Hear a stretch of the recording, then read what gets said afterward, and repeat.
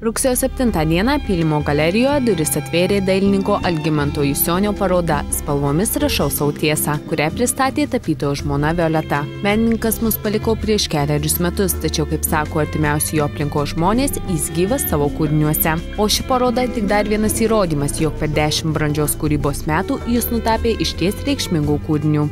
Sumanyta buvo dėl to šitą parodą, kad tiesiog nesinori laikyti Algimanto Jusionio darbų dirbtuvėje ir norisi, kad jis primint apie šitą iš tikrųjų talentingą dailininką, kad nepamirštų.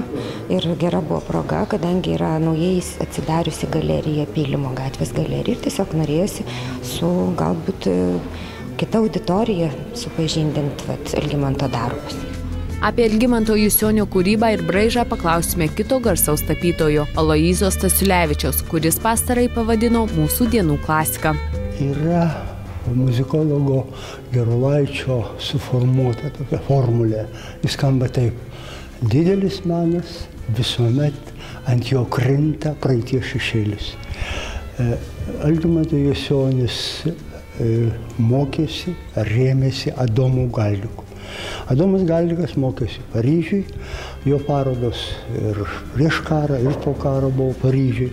Tai yra tęstinumas, jis yra stiprus tradicijai.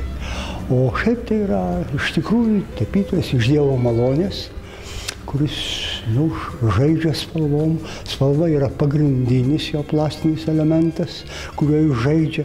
Jis yra labai drąsus, jis maišo grynas spalvas ir sugeba jas suderinti. Ir tai yra, kaip pasakyti, tai yra šių dienų klasika. Parodą apžiūrėti ir įsigyti patikusių darbų vilniečiai ir miesto svečiai gali iki spalio 2 dienos.